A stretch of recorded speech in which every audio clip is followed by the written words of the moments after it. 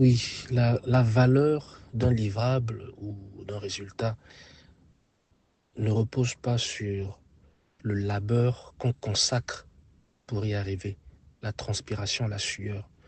Au contraire, sa valeur repose dans l'intelligence et la célérité dans l'exécution des tâches pour atteindre ce même résultat. C'est tout un changement de mindset qu'on doit pouvoir adopter, que j'apprends aussi, que je cherche à comprendre maintenant, ou que je parviens à comprendre maintenant. Le travail, la valeur du travail n'est pas dans la transpiration, dans la sueur, mais plutôt dans l'intelligence et la célérité dans l'exécution. Il est possible de mettre beaucoup de sueur, mettre beaucoup de labeur pour n'arriver nulle part, pour tourner en rond. Par contre, quand on associe l'intelligence, on saura quoi faire, comment le faire et où déployer ses efforts. Et donc cette intelligence va nous emmener à emprunter des chemins qui vont simplifier le temps qu'on pourrait consacrer à une tâche donnée. C'est là qu'on parle de célérité ou de vitesse. Donc c'est très important de relever cette nuance.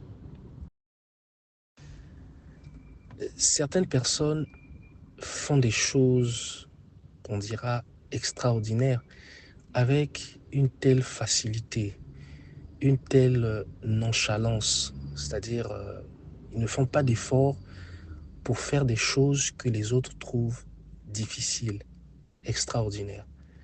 Mais cette capacité, c'est un talent, c'est quelque chose qu'ils ont de spécial, c'est une force pour eux.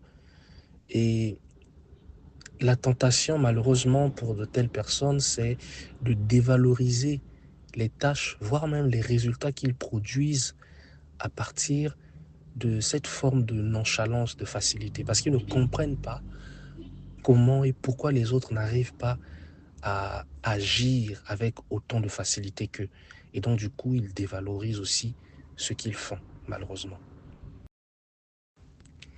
Et c'est justement là l'erreur qui est celle de dévaloriser ce qu'on fait à cause de la facilité qu'on a à l'exécuter. Non, c'est le résultat qui compte. Est-ce que le résultat a de la valeur? Est-ce que le résultat est apprécié? Est-ce que le résultat permet à d'autres d'avancer dans leurs tâches? Est-ce que le résultat qu'on produit est critique dans le système, dans l'organisation? C'est ça qui détermine la valeur de ce qu'on fait. Maintenant, les moyens pour y parvenir, les capacités que nous employons, que nous déployons pour y parvenir, ça, c'est notre acquis, c'est ça qui détermine notre valeur. Et donc, s'il faut facturer ou donner de la valeur à notre résultat, mais il faut regarder aux impacts, aux implications de ce résultat-là sur le reste du système, sur le reste